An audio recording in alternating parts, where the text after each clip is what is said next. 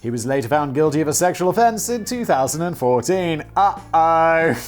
That's probably why he went against his principals firing them, because he was going to get fired himself for being a sex offender. You what?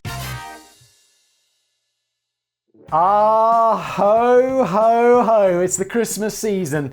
And speaking of Christmas, this video is brought to you by Magellan. I'm not sure what Magellan's got to do with Christmas, but they do have documentaries about Christmas. Indeed, a documentary about Santa Claus, which I think I'm recommending, called The Legend of Santa. Or if you don't like that, there's another one. What was it called? I recommended it as well this month. Combat Machines! I just love the difference between there's a heartwarming documentary about how Santa's interpreted in different countries around the world. Or maybe you want to watch a documentary about combat machines. We are all over the place with this ad. I should probably tell you what Magellan is. It's a documentary streaming service. Yeah, it is! For all you big brains out there. Their mission is to tell the great stories that have defined the human experience. And with more than 3,000 excellent programs available on Magellan, it's hard to stop watching once you start. They've got everything from the Greeks to the Great War, plus modern history, biographies, scientific profiles, true crime, so much more. And their team adds new content every week. Recommend a document I just did. We recommended The Legends of Santa or Combat Machines. This holiday season. Oh yeah, here's how it gets Christmassy. This holiday season. Sam, play some Christmas music. I don't know, whatever. My viewers could take advantage. My viewers, that sounds weird. You guys could take advantage of a special deal with Magellan by clicking the link in the description below. You can snag a buy one, get one free deal for an annual membership. That way you give the gift of Magellan and you get to keep a little something for yourself and buy something for yourself. I mean, you give exactly what you get as well. So it's awesome. Brilliant. There's a link below. Let Magellan hook you up. You'll be glad you did. And now today's video. Thank you, Magellan. Hello everybody, welcome back to another episode of Brain Blaze. I am Blaze Boy, Fact Boy, also known as Simon. Did you notice there I just stifled a burp while doing the introduction? You're welcome, worlds. What happens here? Danny writes me a script. Island Boys, when legends quit their jobs. I'm going to read it. Sam is going to add in some of the finest vintage memes you've ever seen. Let's go. Island Boys. Do you ever feel like something enters the cultural zeitgeist for a moment and then it just disappears forever? By the time this video's gone out, maybe the Island Boys have disappeared forever, but I'd never heard of them, never knew anything to do with this. And then I was watching that H3 podcast, and they're like, have you seen this? And it's just these two guys going like, we're the Island Boys! And I'm like, this is so bad. It's just the worst singing, the worst song I've ever seen. And then, but for the rest of the day, I'm like, I'm an island boy, ba-da-ba-ba-do. Stop it. Get some help. And I'm like, it's quite catchy. But basically, it's these two guys. Also feel like, they have this crazy hair. I don't know if that's their island's look or whatever. I don't know what islands they're talking about. But they have a lot of facial tattoos. And, facial tattoos, I don't want to judge. But I mean, I feel like that's a bit of a trend at the moment. And the problem is with tattoos, they're permanent. Other stuff, you see people wearing giant sweaters. My wife bought me a sweater from the internet the other day, and it was a size medium. I'm a small to medium type of guy. And it arrived, and it was massive. And I'm like, what's going on with this sweater? And she's like, well, I got a size small. And I'm like, well, it's obviously not a size small. So I look at the label, it's a size small. And apparently it's trendy to have absolutely massive oversized sweaters. And I'm like, that's one of those things, we're going to look back in photos in 10 years and be like, oh God, do you remember when we used to wear oversized sweaters? That was an era. And we'll look back. Do you remember when we used to get tattoos on our face? Yeah, people remember because all those people still have tattoos on their face. Just feels like a bit of a permanent thing that is a trend. If I was committing to listen to the Island Boys for the rest of my life, when no one's going to know who they are in 3 weeks. Hey, what is this one? Oh, this? That's my credo. No regrets. But in the meantime, you can get the Island Boys on Cameo. Should we get the Island Boys to do something for this show? I have to say, Cameo is a fascinating one. Because it's you could just pay people who are medium level famous to do stuff, to sing happy birthday and stuff. And I mean, it's a bit I don't know, feels, I don't know if cliche is the right word or whatever. I'm not on Cameo. I'm not doing that shit. I have enough money. But I'm amazed at the people you can get on there. Because I'm like, well, you're definitely more famous than me. Probably more successful than me. Why are you doing a cameo for $25? What's up? Which it seems absurd to me. I like money. Way back in the mists of time. Yeah, I mean, there's one comedian who I very much like. And he mentioned that he does cameo on, well, I want to keep it absolutely like not naming him like not naming the person. And those on cameo, it's like $30. And I'm like, wait, I can get you to wish me happy birthday for $30, which seems crazy, but I'm like, you're a famous comedian. Like, what's up? Anyway, let's carry on. The number of requests I get to do cameo though, like on Twitter, in my email, it's just like, no, I just don't reply. It's just not happening. I mean, it'll happen one day when my shows collapse and I don't have anything else going for me, and I'll be like, oh shit, I guess I gotta do cameo to pay the bills. And honestly, I'd probably really like it. I'm just really busy right now because things go good. Way back in the mists of time. Isn't it midsts of time rather than mists? Midsts. That's a strange word. Oh my god, we've been going like 5 minutes and I haven't even begun.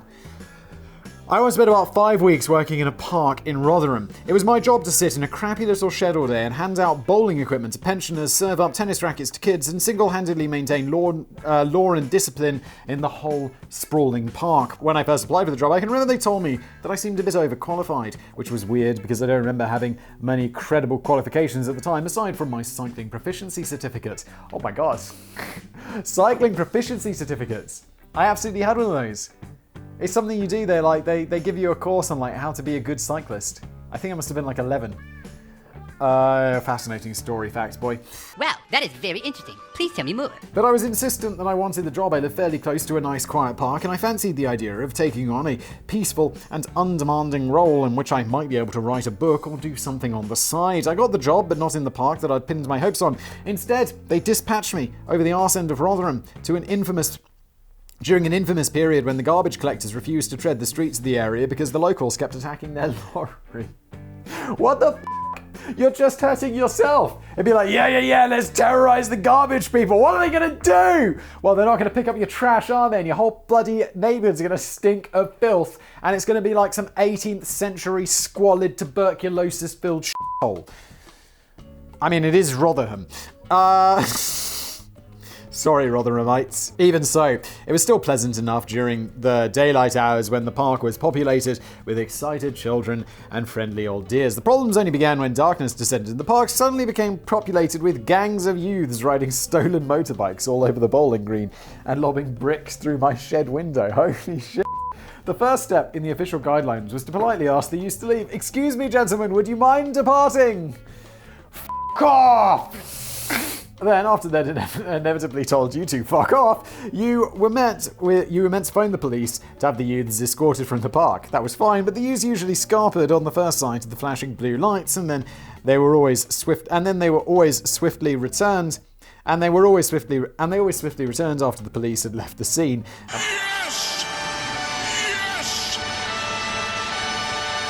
And we're now angrier than ever with the bloke sitting alone in the shed. Things got pretty messy, and I eventually decided to hand in my notice to pursue a job which did involve the threat of physical violence every night. It sounds like a horrible job. You're just in that shed like, oh, I hope I don't get murdered today. But my boss got really stroppy with me when I broke the news. He grumpily declared that he should have known I was overqualified and would never stick with the job. I wanted to tell him that the very idea of hiring one uniformed guy to be a sitting target in a massive busy park in a dangerous neighborhood was fundamentally flawed, and that the support from management had been a joke. But that wasn't destined to be. But this wasn't destined to be another Tesco Trevor moment. I just shrugged in vague OGBB. I just shrugged in vague agreements and made a quiet exit from Nightmare Park. And I would imagine that a good 99% of resignations play out in a similar way, as most of us feel that it's not worth the hassle of plucking up the courage to make a point or speak our minds. Mostly I just be like, oh my god, it's like I hated this job. Absolutely. Like, jobs I hate. Like, hated with a passion. Like, cannot wait to leave. And I'll be like, yeah. It's been an absolute pleasure working here. I'm just so sorry. But with me graduating, I'm going to pursue something worthwhile. Or my studies are very difficult. Or I'd rather be doing anything else. No, I mean, I would always be... I've never quit a job. I've always, given my notice and been good. And, because I want a reference. Because I need a job in the future. Turns out I didn't. So that worked. Things that I really worried about as a kid that just turned out to be nothing burgers in adulthood was references. Having a good CV just turned out to be completely unnecessary for me. Oh, and credit. I was always worried about credit. Like, oh my God, I've got to get a mobile phone and pay the bill exactly on time and pay everything exactly on time. And oh my God, if you get a bad credit rating, you're fucked. And it turns out none of that made any bit of difference in my life whatsoever. People are always like, oh, Simon, credit's a thing. And it's like, yeah, but I moved abroad, didn't I? And then when I get a mortgage here, they're like, yeah, okay, cool. You don't have a credit rating, but, you know, let's just see your tax return. It's like, oh, you got plenty of money. Yeah, we'll give you a loan. Easy! Yeah, and obviously, look, I know, look, you're so privileged, Simon. I know most people need references and credit and all of that stuff. I'm just saying how I used to worry about that. That used to be a big thing for me. And oh my God, how little I would have worried if I had known that things would turn out this way.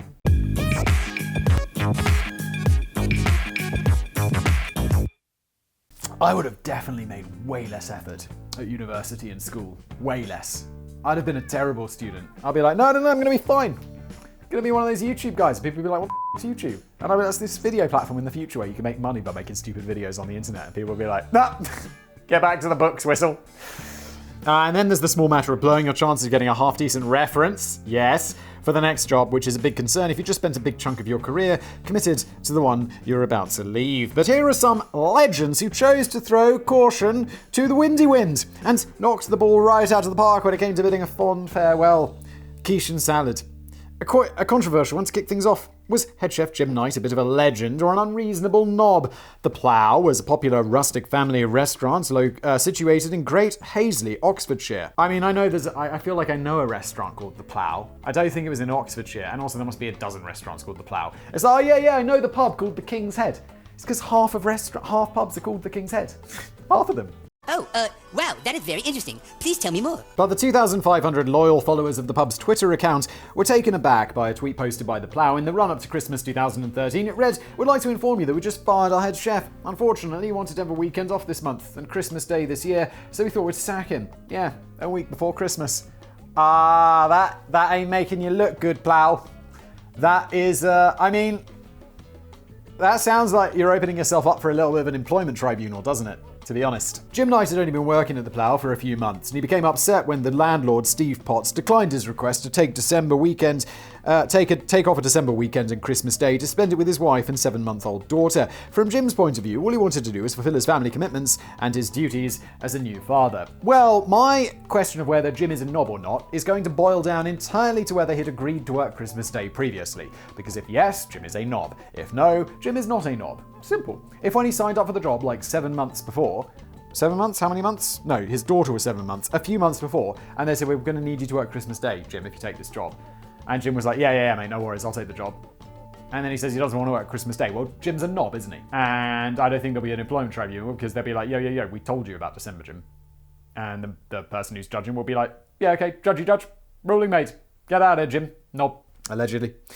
When the discussions grew heated and Jim insisted that he was definitely taking those days off anyway, Steve Potts fired him and hired a replacement head chef who was willing to work over the hectic Christmas period. However, Steve Potts made a common mistake after showing his former head chef the way out of the kitchen. He completely forgot that Jim Knight still had access to the pub's Twitter account. Uh-oh. Why has your head chef got access to your Twitter account? You need to have some balls. So of course Jim Knight had a field day on Twitter, posting a series of shameful tweets from the Plough, which not only poured scorn on the pub's apparently ruthless decision to sack a new father, but also cast aspersions on the quality of the supposedly premium food getting dished up, as well as posting messages along the lines of, "We don't care that he has a 7-month-old daughter." Jim also took time to tweet, "Anyway, come on down and continue to pay for a premium Australian sirloin, New Zealand lamb and everything else that is bought from Asda." Well, I mean, if they are labelled as Australian sirloins and New Zealand lamb in Asda, which I'm sure they are, then they're not lying, are they? It's just, that's where they chose to get their food. They'd probably be better if they went to Macro or Costco and got it at wholesale prices. The tweets were left hanging around for over a day before they were deleted, and this provided ample opportunity for them to get retweeted literally thousands of times and catch the attention of the national media. Must have been a bloody slow news day. When interviewed by the press, Steve Potts seemed more concerned about the accusations of the low-quality food than anything else. He said, "The implied suggestion that we're buying cheap meat and passing it off as premium is frankly outrageous and untrue." If it's on, you can definitely sue for that. Right? If it's untrue, Sue. But if it's true, you're not going to sue, are you? But he also claimed that when Jim had first been offered the job of head chef, it had been made entirely clear that he would need to work weekends and Christmas Day, as those are obviously the pub's busiest periods. So could it be that the head chef was behaving out of line by throwing his toys out of the pram in this manner? They don't have a contract? They don't have anything? I guess not, so it's just his word against her, his one guy's word against the other. And in that case, we don't know if Jim's a knob or not, because they're saying opposite things. We just don't know. That's that simple. The pub could certainly have done more to protect its own reputation during this 24-hour shitstorm. After those tweets were lazily left to fester and gather momentum over the day, they were all swiftly deleted without comment from the plow. It may have worked more in their flavor, if they'd used the platform to strike back with the quite reasonable responses that they were later giving to the press. Either way, things turned out alright for Jim Knight. Purely on the back of the Twitter storm, he was almost immediately offered another head chef role at the nearby Shepherd's Crook pub. And yes, they let him have Christmas Day off. I bet the other chefs slaving away in the Shepherd's Crook kitchens on Christmas Day were as pleased as punch for him. Yeah, I mean, if you're a chef and you work in a pub, it is a bit unreasonable to want Christmas Day off, because that is the day that everyone, it's like, that's one of the things. That's like part of the job. Especially if you agreed to it, which we don't know if Jim did. But if he did, bell. No man is an island. I just don't trust anybody like that. During the rare quieter moments in the blazement when most of the screaming has subsided, Sam and I like to pass the time of day or night, we can't really tell, by playing the traditional parlor game. How much is this washed up celebrity charging on Cameo? Oh, we were just talking about this. Danny spilling some tea. Cameo is, of course, a frontrunner in the flux of new platforms which provide you with an opportunity to send a loved one the thoughtful gift of a very short, half-assed, personalized video message from a former celebrity with nothing else to do these days. Sam and I usually think of a few celebrity candidates beforehand, name our guesstimates for the price tag, and then fire up the Cameo website to see how close we got. The most expensive Cameo we could find is from Caitlyn Jenner, who charges $2,500 for about 30 seconds of their time. Holy shit. I didn't realize you could choose a price tag so high. But if I did that, people would be like, you knob. I just can't win. 30 seconds. But it's not going to be 30 seconds. It's always a massive hassle. And there's going to be hassles. I guess I'll do it for like $1,000. I don't know. That seems outrageous though, doesn't it? But it's like, what the I got to do? Sliding dramatically down the price scale, you can get a video message from either David Hasselhoff or Mr. T for a far more reasonable $500. You guys are rich! I know you're rich, you're David Hasselhoff, what are you doing? Like, even if you do 10 of them a day, you're making $5,000. You're mega rich! Why are you doing this? Whatever, I do what I want. Ernie Hudson from Ghostbusters only charges $200. Meanwhile, Paul Chuckle, one half of Rotherham's greatest comedy act, the Chuckle Brothers, charges a mere $40 for a video message. Curiously, that's $10 less than either Basil Brush or Sooty. It's perhaps a worrying sign for the Islands boys that... It's perhaps a worrying sign for the Island boys that one of this year's biggest internet sensations have already resorted to flogging themselves on Cameo.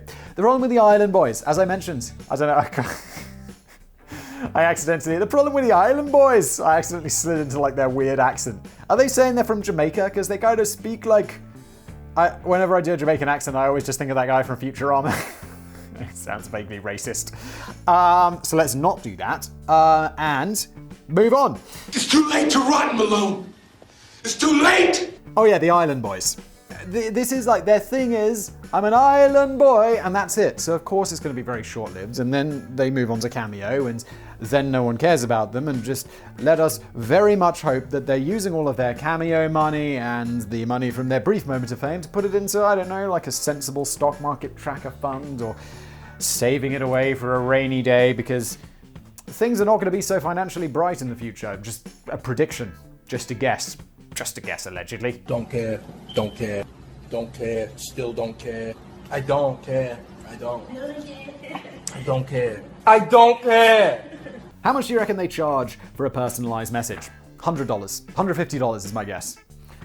I'll give you an answer in a moment or two, but I'll offer a quick clue. It's somewhere between Caitlyn Jenner and Paul Chuckle. Oh, brilliant. So it's somewhere between $2,500 and $40. If you haven't heard of the Island Boys, then well done. They're a pair of heavily tattooed, spiky-haired, identical twins from Florida who shot to fame on TikTok in 2021 by wailing something vaguely resembling a song called Island Boy while perched in a hot tub. Sample lyric: I'm an island boy, just an island boy.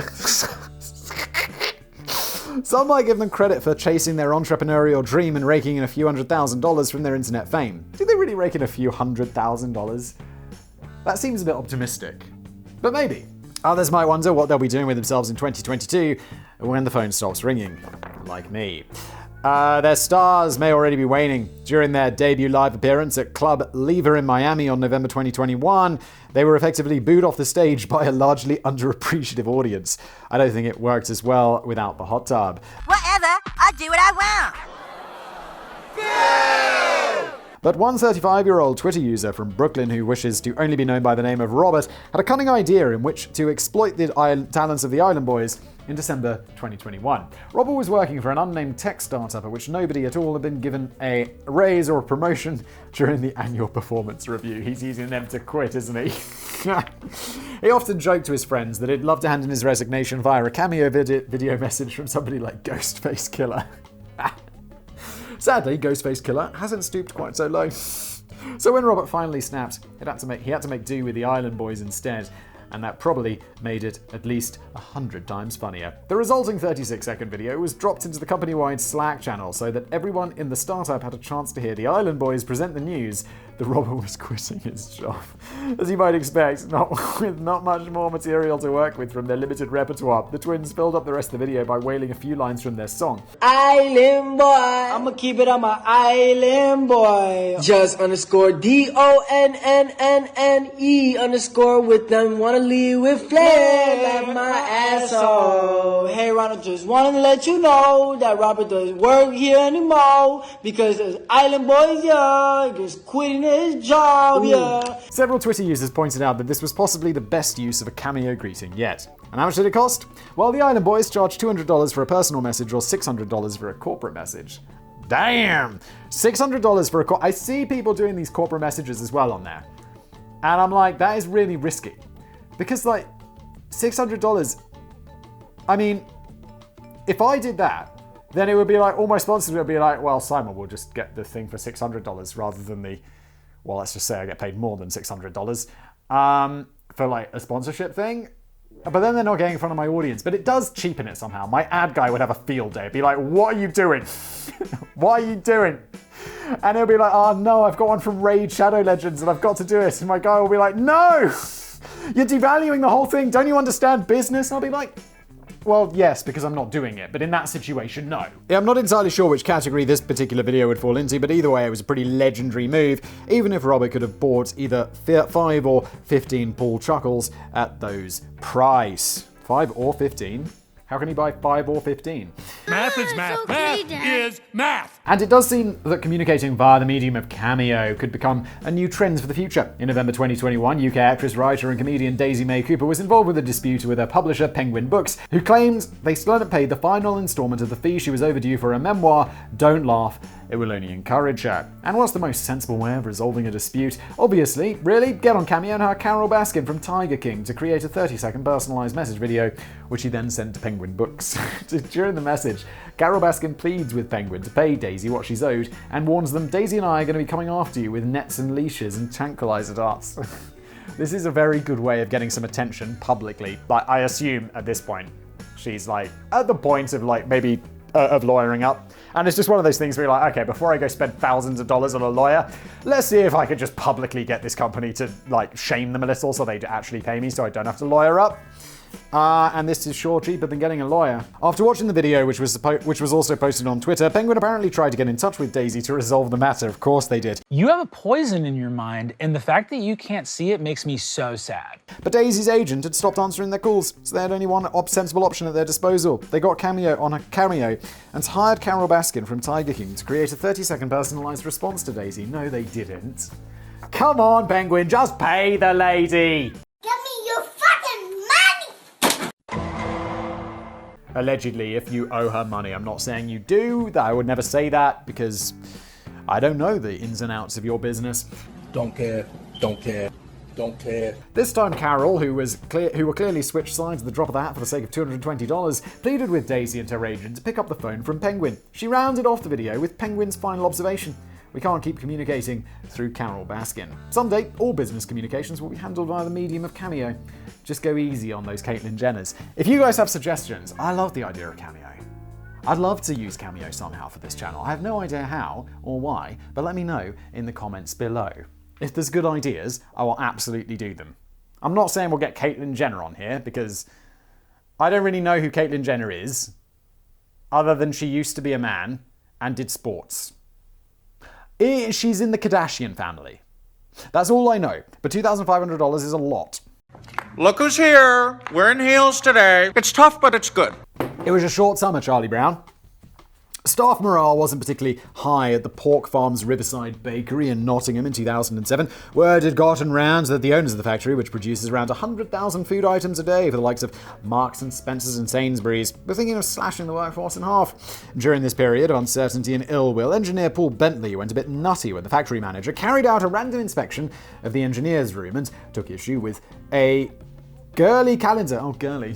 Isn't girly spelled with a Y? Like girly? Like, you know, girly calendar, so it's like gonna have naked women on it. Girlie. I'd definitely think that would be Girly. Who knows, who cares? Look, I'm not good at English, so let's just not worry about it. Danny is almost certainly correct. The Paul had hanging near his workstation. Paul wasn't sacked, and he didn't even face any disciplinary procedures. He was simply told to get rid of the girly calendar on the grounds that it was an unacceptable decoration in the modern workplace.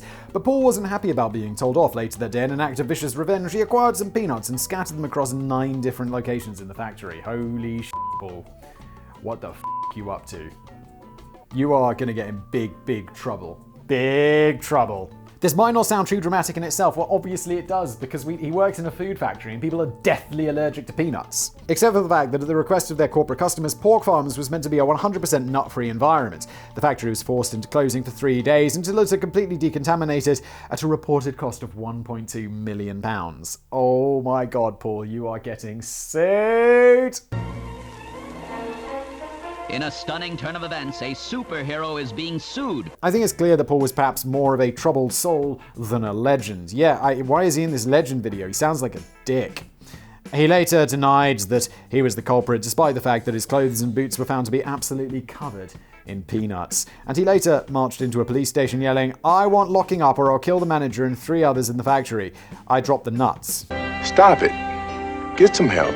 Dude, you need help. We've gone from, like, legend to criminal to needs drugs. He needs a psychiatrist pretty quickly. Paul's contract was terminated, and he later denied in court a charge of threatening to kill his former boss and a charge of possessing peanuts with the intention to contaminate goods. How can you deny that? You literally went into a police station and started shouting it. The police are lying! They have no reason to lie. They have no reason to lie. It's like, they're lying! There were cameras, audio recordings. There were many witnesses. Surprisingly, the judge failed to reach a verdict. What are you up to, judgy? And nothing else has been reported on the case since 2009. It cost him £1.2 million. Why aren't you going after him? That's crazy. But maybe all this could have been avoided if Paul had just taken a closer look at the inappropriate girly calendar in the workplace and noticed that the year on the front wasn't 1972. Yes. Yes. Paul, get with the times.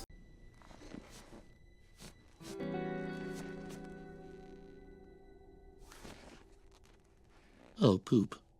Green grass of home.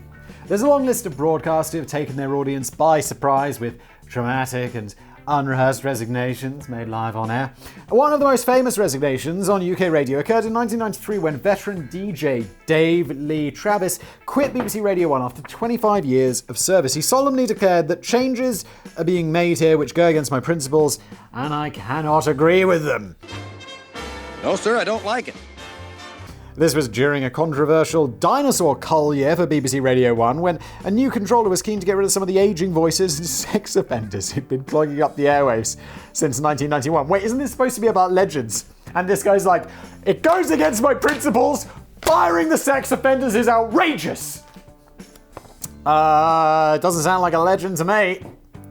Allegedly. And what Dave Lee Travis neglected to mention is in his live resignation was that those changes which went against his principles included giving him the elbow. He was later found guilty of a sexual offence in 2014. Uh-oh.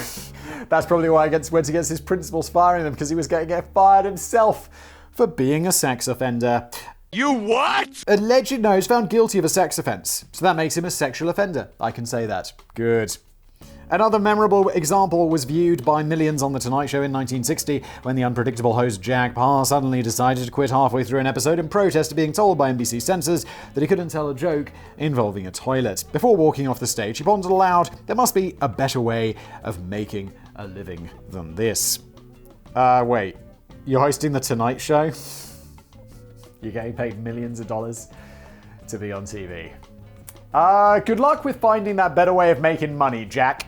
However, NBC was keen to tempt back one of the network's biggest stars, and less than a month later, Jack was allowed to tell his toilet joke when he returned to front The Tonight Show. During his opening comeback monologue, Jack called back to his departing line and revealed, well, I've looked, and there isn't. Yes, you did look very hard though, Jack. I guess this was before like YouTube and podcasting, because he'd be like, look, f*** you Tonight Show, I'm gonna go do my own shit. And depending on how popular it is, he probably could have. But perhaps the winner of the crowd for the bluntest live on-air resignation goes to a news reporter and anchor Charlo Green, who in 2014 was one of the familiar faces of KTVA, a station based in Anchorage, Alaska. The 26-year-old Nigerian-American broadcaster had just introduced a roving report on the subject of the legalization of recreational marijuana in the state. The problem with using marijuana in Alaska is that everyone was always too stoned out of their heads to make up their minds about what the law was supposed to be. Although Alaska was the first state to effectively legalize possession of cannabis in your own home in 1975. Wow! That was like, wasn't that back when they were like, you know, drugs destroy your brain? And I mean, some drugs do, but not weed. I mean, they say that. They say like it's got no long-term health effects. But look, I know people, you know people, who have smoked so much weed that they always sound like they're smoking weed. And their brains don't work properly. I mean, just anecdotally, well, and I'm normally not a big fan of anecdotes, but it's like, yo, smoke a little weed. Not a problem with that. I love to smoke a little weed. It's great. But let's not smoke weed every day. And let's not smoke so much weed that it sounds like we're always smoking weed. When you've gone that far, you've gone too far. Would you tell Picasso to sell his guitars? The system never provided a legal route to getting your hands on it before it was recriminalized in 1990. And although medical marijuana was legalized in 1998, this was never followed up by the licensing of proper medical dispensaries, so struggling patients with debilitating conditions were still largely forced into buying it on street corners and occasionally getting robbed at gunpoint by dodgy dealers. Charlo Green's report covered the plight of these patients and spoke to some of the people behind a new joint in town called the Alaska Cannabis Club, which was attempting to connect legitimate home growers with people who most needed access to medical marijuana. However, following the conclusion of the report, the channel cut back to Charlo live in the studio, where she made a surprising admission. The report hadn't appeared to include any footage of the main owner of the Alaska Cannabis Club. Oh my god, was it her? But the main owner had actually appeared in almost every single shot because the owner of the Alaska Cannabis Club was Charlo Green. F***ing legend. Possibly sensing a slight conflict of interest here, Charlo announced to the audience that now, everything you heard is why I, the actual owner of the Alaska Cannabis Club, will be dedicating all of my energy toward fighting for freedom and fairness, which begins with legalizing marijuana here in Alaska. She rounded off the report into her career with KTVA by declaring, and as for this job, well, not that I have a choice, but fuck it, I quit. All right, we apologize for that. Perhaps the funniest thing about the footage is not the resignation itself, but the face of her fellow anchor, Alexis Fernandez, who is visibly shocked and clearly doesn't know what the hell to do when the camera cuts back to her face. Alexis offers a stumbling apology, announces that she'll be right back, and then slowly reaches a dreadful realization that the station isn't going to cut to anything else. So she limps feebly into the next segment. Oh my god, cut to commercial. We've seen Newsroom, we've seen The Morning Show. Just be like, commercial, run a commercial now!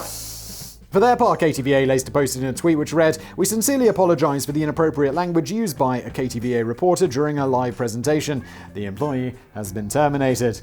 Sounds a bit harsh. It's like, you don't quit, we fire you. Bitch, I already quit. F*** you. I don't know, I just don't think this is great for me. I don't want to do it. I want to go home. I can't take the pressure of it. Charlie had clearly been planning the resignation while putting together the report, but she claims that the F-bomb just kind of spontaneously slipped out at the end. She later fulfilled her promise of becoming a full-time campaigner and ganja-trepreneur, as Alaska voted to legalize recreational marijuana by the end of the same year. Sounds like Charlo gets shit done. But Charlo also felt that she had become a target for the police, who kept insisting on raiding her Alaska Cannabis Club throughout the following months and years. Well, yeah, because you're doing something semi-illegal. The legalization didn't come into effect until early 2015, and even then the state still had to get on with the business of licensing retail operations. In the meantime, it was alleged that the Alaska Cannabis Club had been offering the purchase of memberships and supplying marijuana to customers who made generous donations. At one point, Charlo was charged with a long string of felonies and misdemeanors, which could potentially have landed her with 54 years in jail. In the end, she entered a plea agreement in which all remaining charges were dropped after she pled guilty to one felony involving a controlled substance and received a $10,000 fine. Whoever your lawyer is, respect.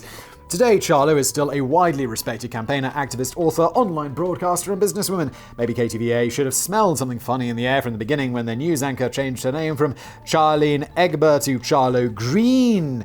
It's almost like she was giving them clues. This has been Danny's Speedball Snowcone Sleigh Ride, reporting for Brain Blaze News. Thank you for the privilege of your time, and good night. And we'll just end it there.